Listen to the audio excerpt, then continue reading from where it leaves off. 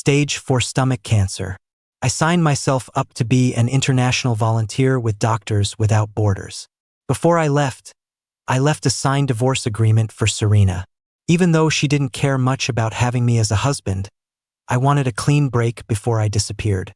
The day I left, Serena and her best friends were busy preparing a welcome home party for my older brother, Ethan. Just before takeoff, I got a text from one of Serena's friends. "Caleb, Ethan is back today. Are you deliberately not showing up just to embarrass him and Serena? Get over here now. Don't make things difficult for Serena." The tone was filled with the same disgust and impatience as always. Without Serena's long-term enabling and silent approval, her friends wouldn't have dared to despise me to this extent. If this were the past, I would have tortured myself until dawn. But today, I calmly popped out my SIM card and tossed it into a trash bag. The plane taxied away from Boston. My love, along with everything else, ended right here and now. Ethan had been sickly since he was a child, so my father had me a walking blood bank. Growing up, I was the punching bag father couldn't bring himself to use on Ethan, and the lifeline whenever Ethan's life hung in the balance. I was also the substitute groom who had to clean up his mess when he impulsively ran off abroad. Serena didn't like me. I knew that from the start. Just like my mother and father, her eyes were only for my brother, Ethan. He was the bright moon in the sky, I was the weeds in the dirt. I had the self-awareness of a weed. I didn't fight, didn't compete, didn't show off.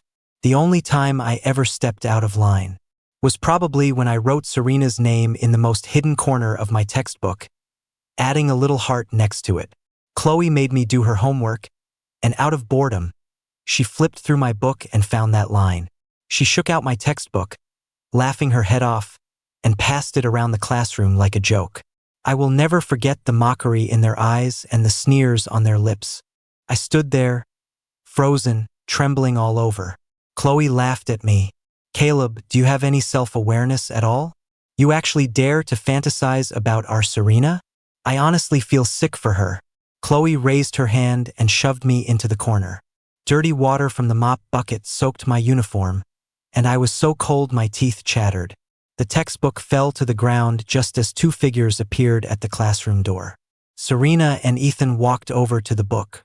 Ethan picked it up with a smile and said to Serena, "Serena, I didn't expect my little brother to like you. How about I talk to father and arrange a marriage for you two?" Serena crossed her arms, glancing at me with utter indifference, looking at me like I was trash. "You know who is in my heart, Ethan. Do you really have to hurt me like this?" Ethan chuckled softly. He was very satisfied with Serena's loyalty to him, and very satisfied with my pathetic state. Even if he didn't like Serena, he still got a thrill out of it. Ethan liked Serena's older sister, Vivian. That was the reason he went abroad. The night before Ethan and Serena's engagement, my house was in chaos. Ethan had disappeared. He sent a text to father. "Dad, apologize to Serena for me. I still can't let go of Vivian.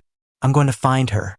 He didn't consider the marriage contract between the two families, the relatives who already knew, or the complex web of reputation and business interests.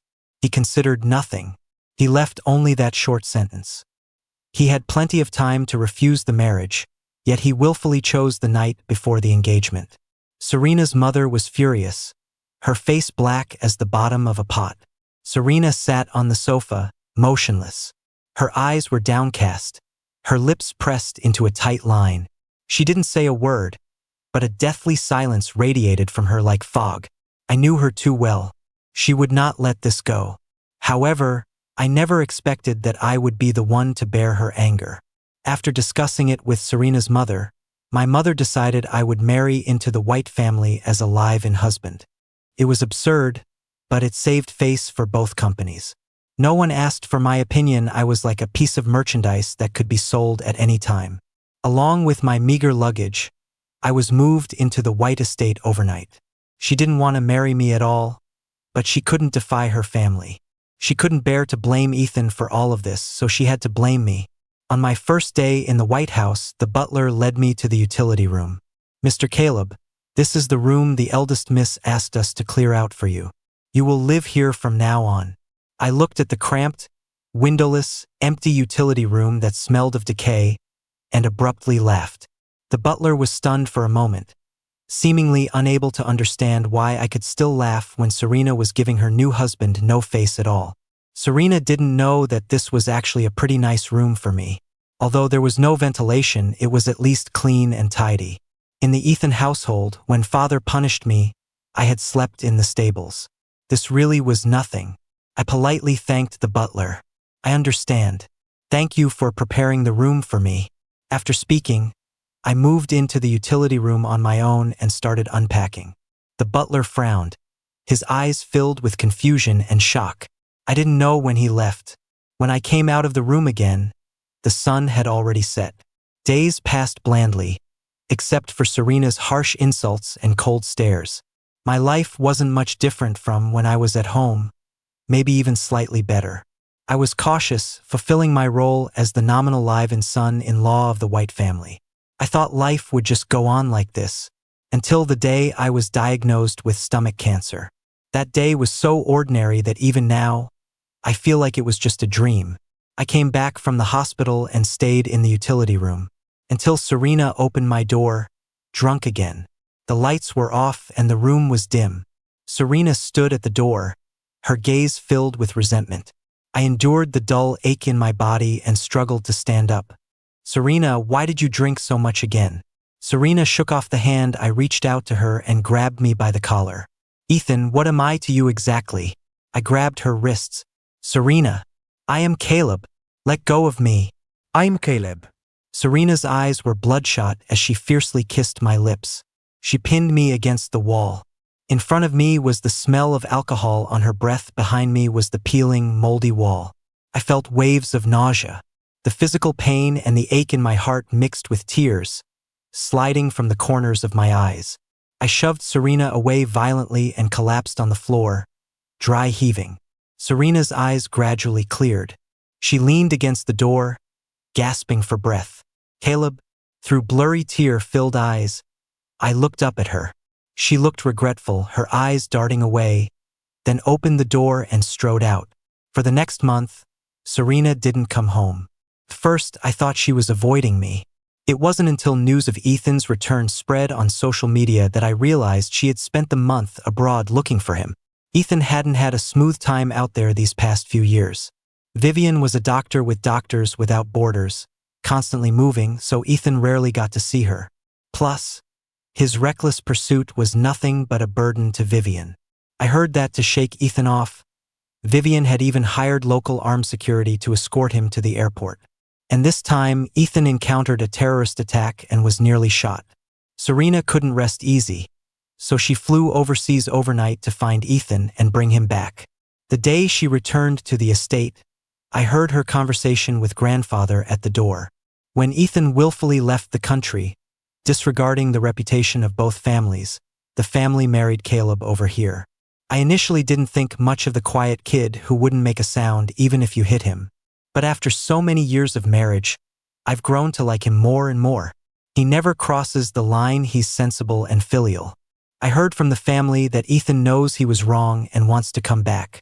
I see right through him, his mind is too active. Seeing that the eldest sister ignores him, he remembers you again. Serena, I'm warning you, you are not allowed to get involved with him anymore. Live your own life properly. Do you hear me? I looked through the crack in the door. Serena sat in front of grandfather without saying a word. I smiled self-deprecatingly. She had liked Ethan for 20 years, how could she possibly let go? And grandfather, I don't have many days left anyway. I walked silently to the kitchen. Since getting sick, I hated the smell of grease and smoke, it made me nauseous. But today, I suddenly really wanted a bowl of soup. When I was 6 years old, I met Serena for the first time, and she dragged me to eat a bowl of soup. Ethan had disliked me since childhood. Whenever he got angry, father made me sleep in the stables. So much so that the stables became my second home. That summer, Serena came to stay at our house for a bit. After everyone had finished eating, I walked to the housekeeper Uncle Grant's shack, waiting for him to get me some food. The door slowly pushed open, but it wasn't Uncle Grant who returned. It was an impossibly pretty little girl.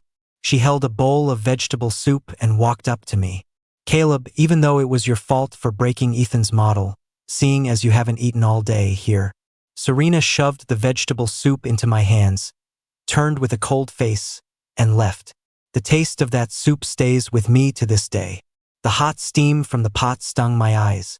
I snapped back to reality, looking at the boiling noodles. After the diagnosis, I never had much strength, and my hand holding the pot trembled slightly. Suddenly, a cold Caleb came from behind me. My heart seized, my hand shook, and boiling water splashed from the stove onto my foot. Serena rushed over and pulled me away. Before I could react, she had already helped me onto the sofa.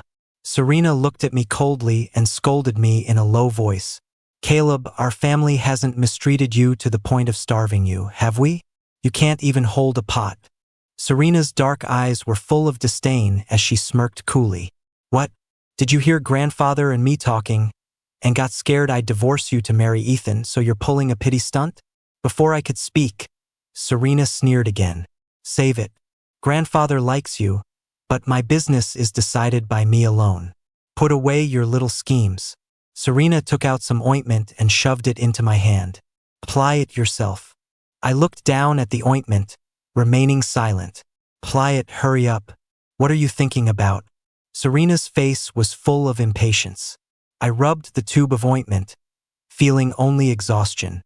When I was little, I tried to resist, but all I got in return were beatings and long periods of starvation. Gradually, I learned to accept injustice, learned to remain silent, learned to stop fighting back. But now I was dying. I didn't want to live this life anymore. I wanted to live for myself once, just like Ethan did. I was just a substitute groom anyway. If Ethan wanted to rekindle things with Serena, I should know my place and step aside. The physical pain tormented me so much I didn't even have the strength to talk to Serena. Compared to the stomach pain, this little burn on my leg was nothing worth mentioning. I frowned, clutching my stomach, and took a long time to recover. Only then did I look at Serena and speak softly. Serena, let's get a divorce. Serena froze for a moment, a mocking expression surfacing on her face. Caleb, do you know what you're saying? What, seeing that playing tough doesn't work, you want to try reverse psychology? I ignored the sarcasm in her tone. I raised my eyes to look directly at her and replied faintly. Ethan is back. Serena, you don't want to waste time with me anymore, right? Separating sets us both free. Serena's eyes turned cold. Whether I want to waste time with you is my business. Caleb, it's not your place to bring up leaving. Serena stood up, glanced at me coldly, and turned to leave. I lowered my eyes, hiding all emotion. Turned out that in her heart, I didn't even have the right to mention divorce. That night, I went back to my room and packed my luggage. Yesterday, I had already signed up as an international volunteer. Signing up wasn't because of any noble ideas. I just wanted to go out and see the world. I didn't have much money, so volunteering was the best choice. In the final moments of my life, I didn't want painful chemotherapy, nor did I want to stay in Boston, this place that had trapped me for over 20 years. Ethan returns tomorrow, and I leave for Kenya tomorrow. Before leaving, I went to the hospital one more time. Holding the exam report, sitting alone on a bench in the hallway, I received a call from my father. His tone was icy, as if issuing a mission. Ethan is coming back tomorrow. You follow him to the hospital. His health hasn't been good lately, he needs a transfusion. I gripped the phone tightly and said nothing. Father's tone on the other end became impatient. Caleb, I'm talking to you. Did you hear me? My expression remained calm as I lowered the phone and hung up. I could imagine how angry and shocked my father was on the other end. I didn't want to care anymore. I didn't want to care about anyone. The day I left, a light rain was falling over Boston. No one knew I was leaving because everyone was busy preparing for Ethan's welcome reception, including Serena. She hadn't been back to the estate in a long time, so naturally, she didn't care about the movements of her husband. I put the divorce agreement on the table, looked around the place I had lived for 3 years, and dragged my suitcase out. Just before takeoff, I got that call from Chloe. Caleb, Ethan is back today. Are you deliberately not showing up just to embarrass him and Serena? Get over here now. Don't make things difficult for Serena.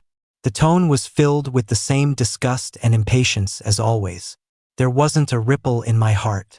Chloe was still rambling on the other end.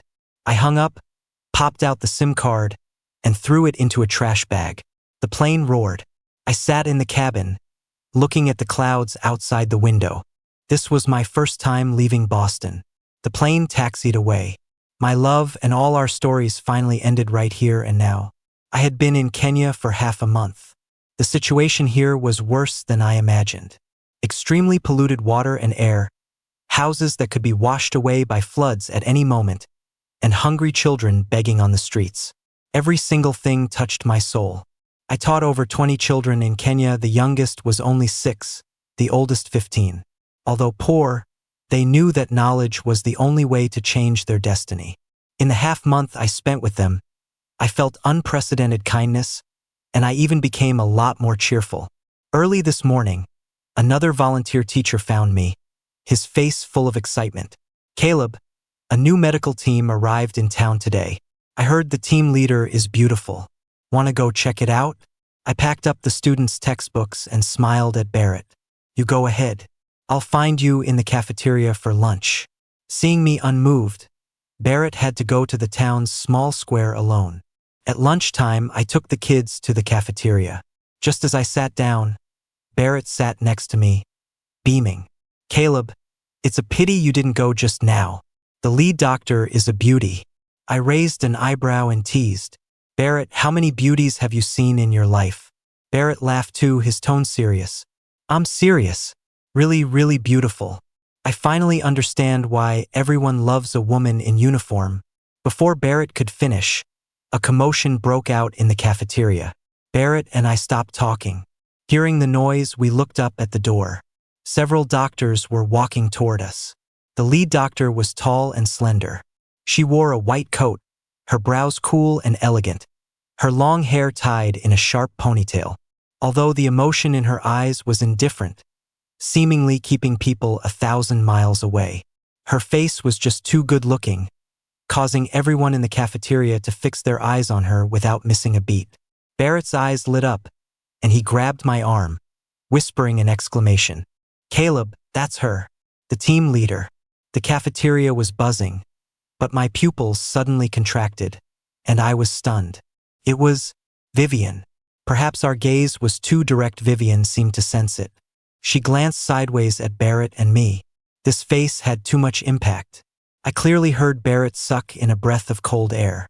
The moment my eyes met Vivian's, I instinctively lowered my head. Maybe because this face looked 50% like Serena's, or maybe because seeing her made me think of those people in Boston. Anyway, I avoided it, lowering my head to focus on picking at the food on my plate. The noise around us rose and fell. I looked at the food, trying to concentrate on what story to tell the children this afternoon. Suddenly, Barrett's amazed voice came to an abrupt halt. A flash of white appeared in my peripheral vision. I looked up. Vivian put down her tray and sat opposite me. Seeing me look at her, her eyes were calm as her thin lips parted slightly. You don't mind if I sit here, do you? I gripped my fork tightly, saying nothing. Vivian didn't speak either, just gazing at me faintly. Only Barrett was overly enthusiastic. Not at all, not at all, sit wherever you like. Vivian smiled slightly and nodded at Barrett. Barrett's hand was on my thigh, and I could feel him squeezing it in excitement. I sighed almost inaudibly in my heart. Serena was beautiful too, but compared to Vivian, her beauty would be dimmed into dullness. If it weren't for this face, given Ethan's arrogant nature, he wouldn't have liked Vivian for so many years. Ethan, I wondered if Serena had seen the divorce agreement. It had been half a month. I guess Serena was currently fighting with the family, demanding to marry Ethan. I poked at the food in my plate, my mind wandering. Didn't you hate cilantro when you were little? A clear female voice came from across the table. I realized belatedly that I should look up at Vivian. Her eyes were dark, fixed on me. Took me a while to realize Vivian was talking to me. Growing up, Vivian and I hadn't met 3 times in total. I was a bit surprised she even recognized me. Beside me, Barrett looked confusedly at Vivian and then at me. Caleb, you guys know each other? I felt awkward. Just as I was thinking about how to explain my half-acquaintance relationship with Vivian to Barrett, Vivian spoke. Yes, we know each other, though we haven't seen each other for many years. After speaking, Vivian chuckled lightly, her tone seemingly carrying a hint of loneliness. But you don't seem to remember me very well, Caleb. I froze on the spot. Vivian's tone was too familiar, making me momentarily flustered, not knowing how to react. Vivian still looked at me with a faint smile. Barrett's mouth hung open. I fidgeted for a long time before choosing the most polite reply. I looked at Vivian with a smile. How could I not remember? Long time no see, Vivian. Vivian chuckled. Lunch passed in my awkwardness. Leaving the cafeteria, Barrett and I took the children back to the classroom. As soon as I sat in the office chair, Barrett looked at me impatiently. All right, Caleb, you know such a beauty and didn't tell me. Barrett shook my shoulders. I was shaken into a dizziness and quickly begged for mercy. I didn't know the doctor you were talking about was her, and I haven't seen her in a long time. I didn't know she would come here. You two seem so familiar. She even knew you don't eat cilantro. And you dare say you didn't know. I spread my hands helplessly. I really didn't know, and we haven't met many times. Why she would know I don't eat cilantro? I didn't know either.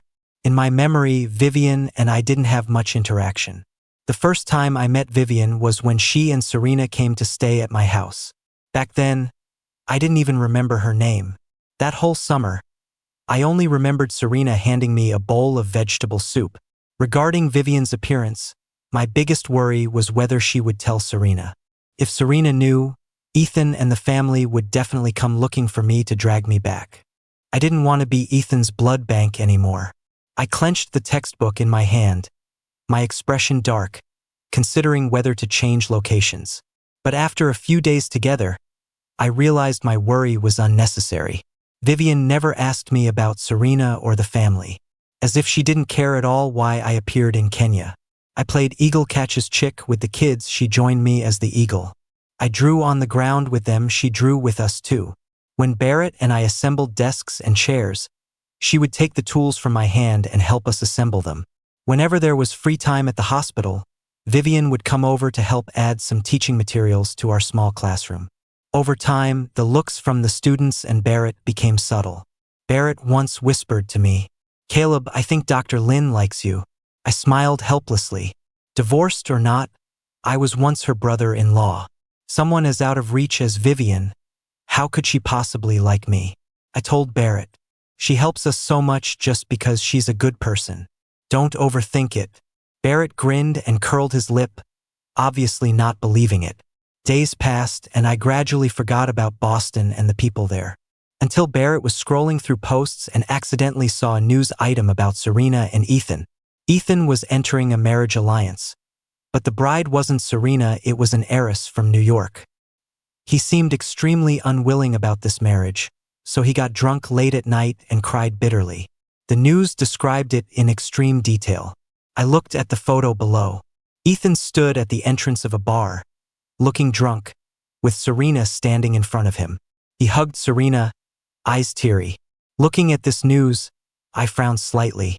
Serena didn't marry Ethan? 3 years ago, she couldn't defy family opinion and recruited me as a live-in husband. But 3 years later, she could already stand alone in the company. If she was dead set on marrying Ethan, no one could stop her. Was it because of grandfather? My thoughts drifted. Then I forcibly pulled myself back. Whether she marries Ethan or not, what does it have to do with me? Caleb, stop thinking about it. After warning myself, I concentrated on preparing the lesson content for the next 2 days. After 3 days of continuous work, my body started to hurt. Actually, after coming to Kenya, perhaps because of my good mood, I rarely felt pain. I didn't know what was wrong today early in the morning. It hurt so much that I broke out in a cold sweat. I collapsed on the podium. When I opened my eyes again, I was in the town hospital. Vivian was sitting by my bed, looking at me unblinkingly. Seeing me wake up, she quickly leaned over and held my hand. Caleb, You're awake? Vivian. My throat felt rough and dry, as if filled with sand. Vivian poured me a glass of water, and I propped up my dizzy head to sit up. I took the glass to drink, my gaze unintentionally landing on the medical report on the bedside table. It was mine. The words stomach cancer were very obvious. I lowered my eyes. Vivian must know by now. I was momentarily curious about her reaction. I looked up at Vivian beside me. She stared at me fixedly, her dark eyes deep, harboring emotions I couldn't decipher. From beginning to end, she didn't ask a single question, so I didn't say anything either. Vivian suggested I stay in the hospital for 2 more days, but I was really worried about the kids, so I insisted on being discharged. She had no choice but to drive me to the school. I was weak when getting out of the car. She supported me, and I didn't refuse. Just as we reached the school gate, a group of children surrounded us. "Teacher, where did you go?" They chirped questions at me. Afraid they would worry, I just said, "Teacher went to town for a bit." "Have you guys been behaving and studying hard these past few days?" They nodded obediently, and I touched their shoulders with relief. Vivian supported me, planning to walk me to the office. I was afraid of troubling her too much. Just as I intended to pull my hand away, I heard an angry shout from the classroom door not far away. "Caleb!" I looked up. Serena stood at the classroom door, her face gloomy and pale with rage.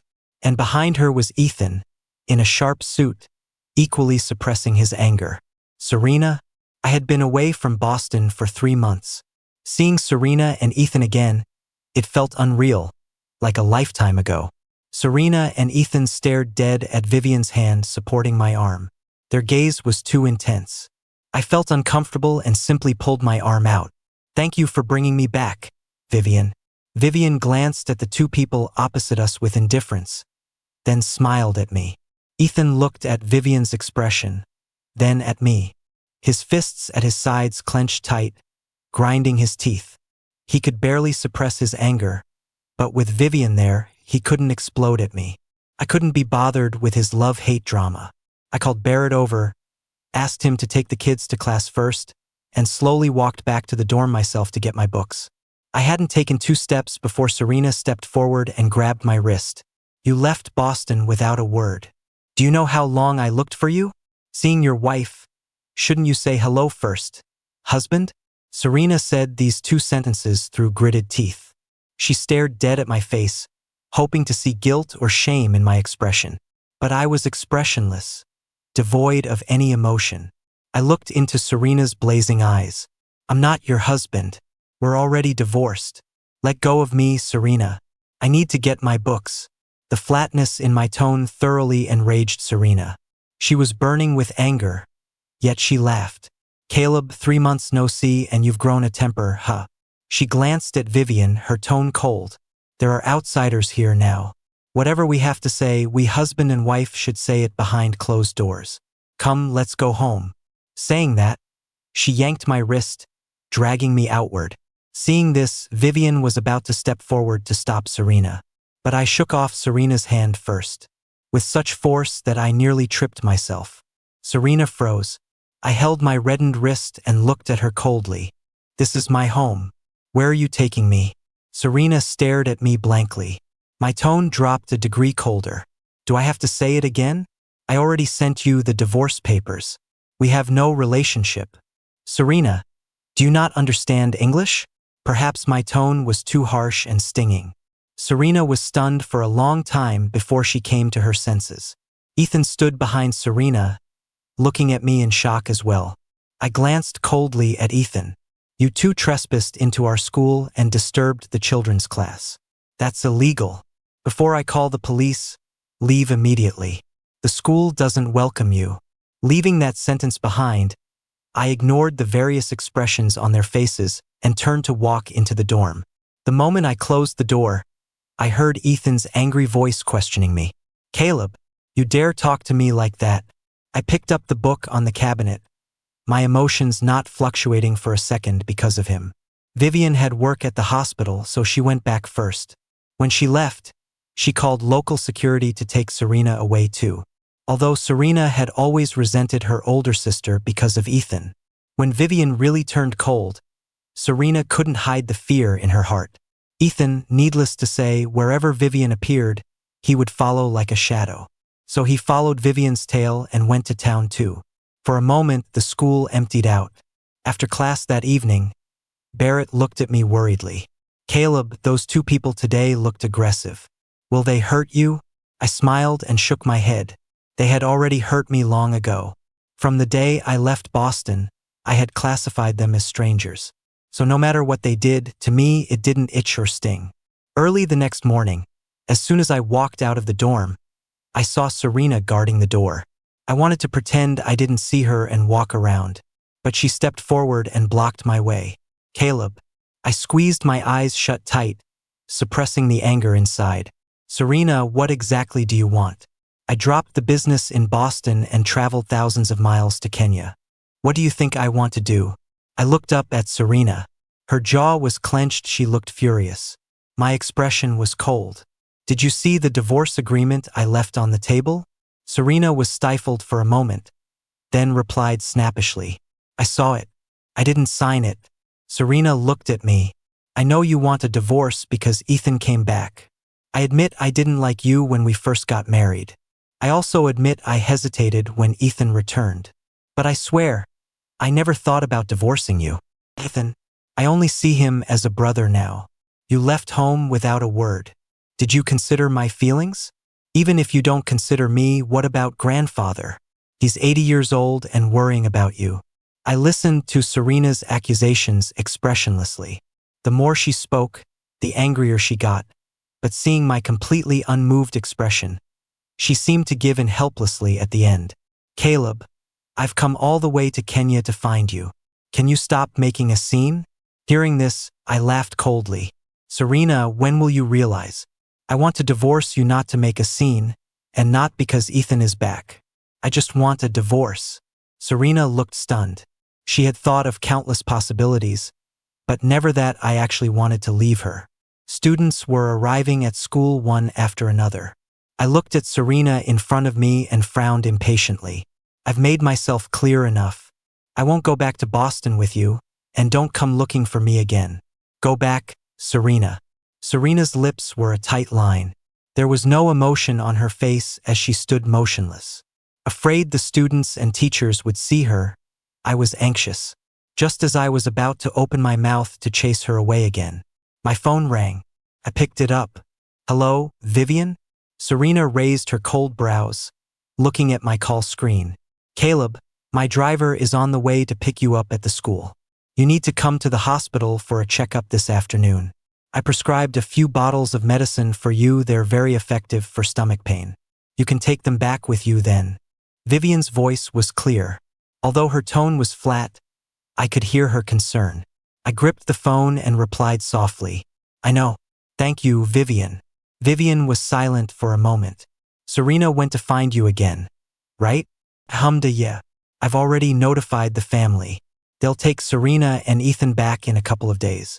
Don't worry. As long as you don't want to go back, I guarantee they will never appear in front of you to bother you again." I looked down at the pebbles by my feet. For over 20 years, no one had ever considered me like this. I couldn't describe the feeling in my heart, or even know how to repay her care for me properly. I was silent for a long time, finally only managing to say, "Thank you." I hung up. Serena's face was dark. "My sister's call?" I ignored her. Serena scoffed. "Caleb, you insist on divorcing me. Is it because of her?" I frowned and looked at Serena. "What are you talking about, Serena?" Serena smirked coldly, mockery in her eyes. "You fell for my sister just like Ethan did, right? So you insist on divorcing me, insist on staying in this godforsaken place. Hey, Caleb, you brothers really are two peas in a pod. What is so good about Vivian? Making both of you lose all your dignity, sticking to her side like desperate." Before Serena could finish, I used all my strength to slap her across the face. Serena's head snapped to the side from the blow. Her hair was messy, her right cheek red and swelling high. My hand tingled, numb from the shock. I gasped for breath, staring dead at Serena. "Serena, you are truly shameless. I had actually liked someone like this, liked her for so many years. If given a chance to do it over, I think I would definitely refuse that bowl of vegetable soup. Serena kept her head turned, her mouth pressed tight, saying nothing. The veins in her eyes were frighteningly red. Vivian's driver arrived at the school gate and honked at me. I nodded to him, not looking at Serena again, and got in the car. As soon as I walked to the door of Vivian's office, I saw Ethan sitting on a wooden bench. He was dressed in Milan spring summer haute couture, looking flashy, craning his neck to look inside the office. Sitting next to him was a disheveled woman holding a dirty-faced child. The child sucked on his finger, looking at Ethan with innocent eyes. He pulled the finger out of his mouth, saliva dripping, and reached for Ethan. By the time Ethan reacted, his suit was stained with dark smudges. Ethan went mad with rage. He stood up and viciously cursed the woman and child. "You peasants! Do you know how much this suit costs? Can you afford to pay for it?" The woman hugged the crying child, looking terrified, bowing repeatedly in apology. Ethan was furious. He shoved them. The woman stepped back with the child, her leg caught on the bench, and she tripped, losing her balance. The hallway fell into chaos. Vivian strode out of the office. Ethan stood aside guiltily. The child seemed to have bumped his head and wouldn't stop crying. Seeing this, I quickly stepped forward to help, picking up the woman's scattered belongings. "Vivian, they dirted my clothes first, then she fell on her own. It's not my fault." Ethan looked at Vivian cautiously, his expression aggrieved and innocent. Vivian ignored him. She took the things from my hand and looked at me. "Caleb, wait for me in my break room. I'll come find you after seeing this patient." I nodded. Vivian didn't spare Ethan a glance. Hugging the child, brushing past his shoulder, she walked into the adjacent exam room. Ethan stomped his foot hatefully. He turned to look at me, his eyes full of dark jealousy. In the break room, I sat by the window, watching the birds fly past. I was mentally planning what snacks to bring back for the students. Ethan stood at the door with his arms crossed, staring straight at me. "Caleb," Ethan spoke, "since you were little, you've been weak and submissive. Put you in a crowd, and you're so ordinary you disappear. I didn't expect you to have the skill to hook up with Vivian." I turned to look at Ethan. Jealousy and unwillingness twisted his handsome face. "I didn't hook up with Vivian," I said calmly. "Shut up. Is Vivian something you're allowed to call her?" Ethan trembled with rage, staring as if he wanted to swallow me whole. "Caleb, get this straight. If I wasn't sickly, Father wouldn't have even had you. At best, you're just a pet dog Father raised for me. Now you want to fight me for a woman? Do you deserve to?" Ethan took a step forward, acting as if to push me. I grabbed his wrist and flung his hand away hard. Ethan stumbled from the force. Ethan's face flushed red with anger. I chuckled lightly. "Ethan, if I remember correctly, you seem to be marrying that heiress from New York. Getting engaged on one hand, drinking with Serena on the other, all while pining for Vivian. Does that count as cheating?" I scoffed. "Oh right, it doesn't count. After all, Vivian doesn't give you the time of day." Ethan's shoulders heaved violently, fists clenched tight, fingernails digging into his palms without him noticing. Choking him with words put me in an excessively good mood. Seeing him speechless, I found it boring. Ignoring him, I turned to open the door and leave the break room. Just as I opened the door a crack, Ethan suddenly rushed behind me.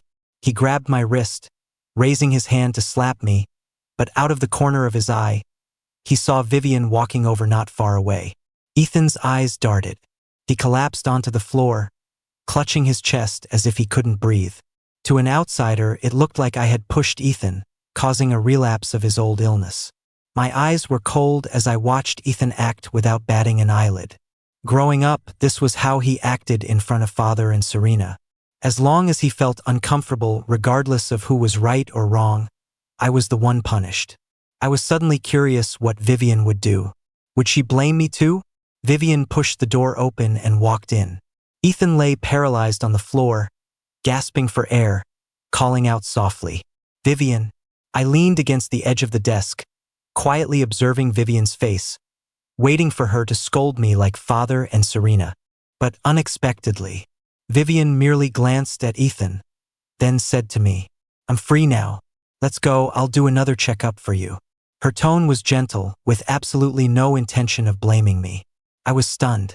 Seeing no reaction from me, Vivian took my wrist and walked toward the door. Ethan was stunned too. After all, this trick worked every time. He didn't expect Vivian to ignore him like this. He opened his mouth to call Vivian, just to see Vivian turn her head, her tone calm and indifferent. "Ethan, this is a hospital, not a movie set. Put away your little tricks. I am a doctor. I'm not that idiot Serena. I can tell whether you're faking sickness or not. If you want to make a scene, go outside. Don't embarrass yourself here." Dropping that sentence, Vivian took me away. Until we walked into the exam room, I hadn't reacted. It was a belated happiness and secret thrill. Finally, for once, someone saw through Ethan's tricks. Someone was on my side. Vivian was writing a prescription for me. I looked at her profile, the corners of my mouth curving up uncontrollably. Vivian caught my secretly delighted expression. She smiled too, shaking her head helplessly. "This medicine 3 times a day, 2 pills each time. Caleb, did you memorize that?" Vivian's eyes were like a spring of water, looking at me with helplessness and a hint of indulgence. I nodded and took the medicine, immediately lowering my head to try and hide the expression on my face. Vivian laughed lightly and patted the top of my head. "Let's go. I'll drive you back to school." In the middle of the night, I had an attack again. I clutched my stomach tightly, enduring the physical pain. Outside the door, a violent knocking suddenly sounded. "Caleb! Caleb!" It was Serena. Afraid of waking Barrett, I dragged my body off the bed and opened the door. Serena looked panicked. She grabbed my hand and started running toward the outside of the school. I wanted to shake off her hand, but I was too weak to break free. "Let go of me, Serena. Stop making a scene. Caleb, Ethan had a relapse today because of you. Do you know that? The hospital blood bank doesn't have the rare blood type. You need to come to the hospital with me right now." Before I could speak, Serena roughly stuffed me into the car. The pain made my soul tremble, my mind went blank. At this moment, there was nothing in my brain. My whole body had only one thought. It hurts so much. I just want to die and get it over with. I was on the verge of unconsciousness, my whole body feeling dehydrated. I didn't know when we arrived at the hospital. Before blacking out, I only remembered one scene. Serena asking Vivian to save Ethan, and Vivian holding me, punching Serena. When I woke up again, it was that familiar hospital ceiling. Vivian was holding my hand, leaning against the wall, fast asleep. My fingertips moved slightly, and Vivian's bloodshot eyes snapped open. "Caleb," I managed a weak smile. "Vivian, how long did I sleep this time?"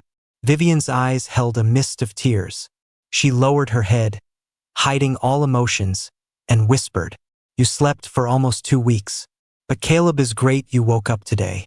I looked at Vivian's restrained expression and said nothing. She stroked the top of my head and forced a smile. "Caleb, you have to get well soon. Remember Faye? That 6-year-old girl, your student. She said the drawing you promised her isn't finished yet. She's waiting for you at school." Vivian's eyes were red. She took a deep breath, fighting back the tears. "Promise me, don't sleep anymore. Okay? Everyone is waiting for you." After getting sick, I had actually long accepted my ending.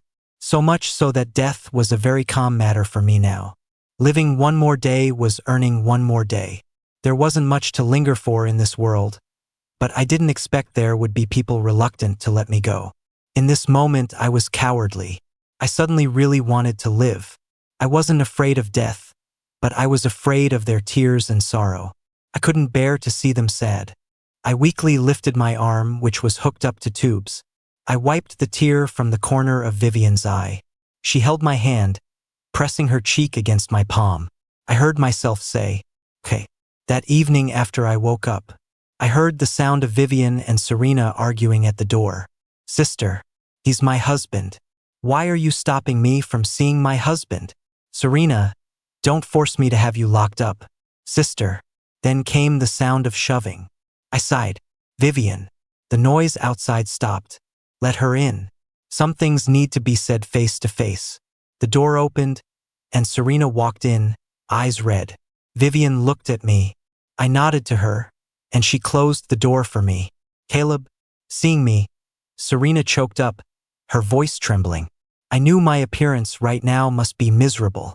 Unable to eat anything, yellow and thin, tubes all over my body. But I really didn't need Serena's sympathy and tears. How is Ethan? They transferred blood bags from another hospital's bank. He's fine now. I nodded casually. As expected. Disasters always live long lives. Serena sat next to me. You came to Kenya because you were diagnosed with stomach cancer, right? Serena's voice was hoarse. Caleb, why didn't you even tell me this? You've lost so much weight, yet I didn't ask at all. I just thought to myself that you must have suffered so much in Kenya that you'd be dying to go back with me. What was I doing? Serena punched her own leg hard. Her voice choked. And that night I was too anxious. I really didn't know you were sick. Forgive me, okay, Caleb. Serena's fist was clenched white. She didn't even dare to hold my pale hand with the visible blue veins. My expression was flat, my voice incredibly light.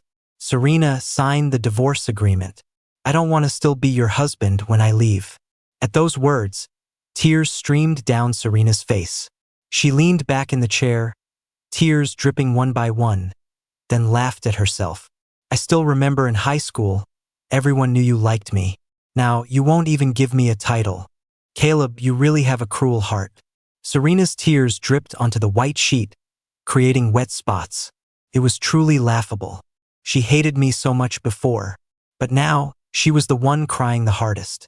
Watching her tears, I suddenly felt a wave of nausea. I leaned over the side of the bed and dry heaved. Vivian heard the noise and immediately rushed in, gently patting my back. Serena stood helplessly by my side, like a child who had done something wrong. I pointed at the door, cold. Get out. Caleb, didn't you hear him tell you to get out? Vivian stood up and pushed Serena out of the ward. Only when her presence was gone from the air did I manage to catch my breath. A few days later, the nurse taking care of me said, Ethan looked for Serena several times, but Serena locked herself in her room, ignoring everyone. She refused to see him. Ethan was going back to Boston. He couldn't stand the environment here, nor could he stand recuperating here. So he contacted the family to pick him up. But this time, it wasn't a secretary who came, but my father. Ethan thought father came specifically to pick him up out of concern for his health. But as soon as father got off the plane, without even glancing at Ethan, he rushed into my room. I looked at my father, his face full of heartache, his imposing manner gone. I just felt this world was laughably insane. Don't tell me he, like Serena, was here to repent. I pulled my hand out of his grip, my tone cool. Dad, you see my condition. Looks like you'll have to have another child to be Ethan's blood bank. Father covered his mouth tightly, tears suddenly surging. Caleb, do you hate Dad? Did I hate him? When I was little, I hated him. I hated him for bringing me into the world but not loving me. I hated that he only saw Ethan, always favoring Ethan. I hated that he was my father. But now I didn't hate him anymore, because I didn't want him anymore either. Hating too much comes from craving love too much. Now, with no love, there is no hate. I looked coldly at this man who was my father in name. Ethan is in the next room. If there's nothing else, I want to rest. Perhaps my tone was too cold and hurtful. He looked at me, his lips trembling, tears flowing like a spring. Caleb, do you not even want to talk to Dad? I frowned impatiently. What is there to say between us? Your only son is Ethan. What does it matter if I die? Can you stop acting out this melodrama? You and Serena taking turns acting these past few days. I'm really tired of watching it. Father was stunned. His face turned ashen instantly, his tone full of disbelief and defeat. Caleb, is that how you think of me? When Ethan was born, his health was poor, so I gave him a lot of favoritism. But you are my son too. I didn't pay enough attention to you, but how could I not love you? Caleb, don't say such things to break Dad's heart. Okay? The pleading and hurt in father's tone were overflowing. But I couldn't help laughing out loud. You love me? You loved me when you made me sleep in the stables? You loved me when you ignored me? Or did you love me when you made me be Ethan's blood bank? Your love really makes me want to laugh. I need to rest. Please get out. Don't come looking for me again. I looked at Vivian beside me. She stepped forward and led my still sobbing father out of the room. I let out a long breath. Finally, peace. After staying in the hospital for a month, Vivian finally allowed me to be discharged. The day I left, the sun was bright and everything looked beautiful. Vivian walked beside me and draped a jacket over me. Not wearing a jacket again? Careful you don't catch a cold. I stuck my tongue out at her, smiling sheepishly. Walking on the asphalt road, Vivian suddenly mentioned a hospital she had contacted recently. My senior colleague has achieved remarkable results in the field of cancer. If you agree, I want to take you to the UK to give it a try. Vivian looked at me. Caleb, lots of new students came to the school. Barrett and 2 other teachers are waiting for you to come back fully recovered to teach. Don't fall behind. I looked at Vivian with a smile. Since we met, Vivian had spared no effort to help me. Even though we didn't have much interaction growing up, I was really curious why she was so good to me. Thinking it, I said it. Vivian, why are you so good to me? Vivian seemed lost in thought for a moment. After a long time, she looked at me and asked back, what about you? Why did you like Serena so much? I tightened my grip on the jacket, sighed, and replied with some emotion. Because of a bowl of soup. A bowl of soup? I nodded. Do you remember when we were kids, that time you and Serena came to stay at my house for the summer? That day I was punished by father, sleeping in the stables, not allowed to eat at the table. It was Serena who brought me a bowl of vegetable soup. I remembered that soup for a long time.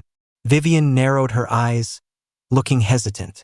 After quite a while, not knowing what she thought of, she suddenly laughed. I puffed out my cheeks looking at her. What are you laughing at? Think my reason is too cheesy? Vivian shook her head. No. Then what are you laughing at? Caleb, that year you were 6 and Serena was only 9. She couldn't even reach the stove. How could she make soup for you? I froze, stopping in my tracks, looking at Vivian like an idiot. She leaned in close, her dark eyes shimmering with fragmented light. She said word by word, but that year I was 13. And as it happened, my specialty was vegetable soup. Vivian curled her lips in a smile. She gently patted my head, turned, and continued walking. My mouth hung open as I watched Vivian's figure. The setting sun shone on her, and sycamore leaves drifted leisurely to the ground. Vivian turned around, smiling at me. It's getting dark. Let's go home. The night before Vivian and I left for the UK, Serena came to see me at the school. She brought the signed divorce agreement. I signed it. I also added some conditions. I gave you 50% of the shares under my name, and all the properties under my name are yours. Serena handed me the divorce agreement. As she reached out, maybe I saw it wrong. I saw some bruises on her wrist. Seeing my gaze fall on her wrist, Serena pulled down her sleeve to hide it, explaining, "Oh, couldn't sleep lately. Accidentally bumped it while working out at night." I didn't care much and nodded casually. Serena's mom waited for you at the hospital for several days before knowing you were already discharged. She wanted to see you, but my sister stopped her. She cried for a long time at the hospital. 2 days ago, I heard the doctor examined Ethan again. He had absolutely no issues that night. My father-in-law left Ethan in a rage and went back to Boston alone. Ethan will probably marry that New York heiress as soon as he returns. She has money, but she's famous for her explosive temper. Given Ethan's personality, those two probably won't have a good ending. I flipped through the divorce agreement, not really caring about their affairs. Serena lowered her head helplessly. I've said what I needed to say.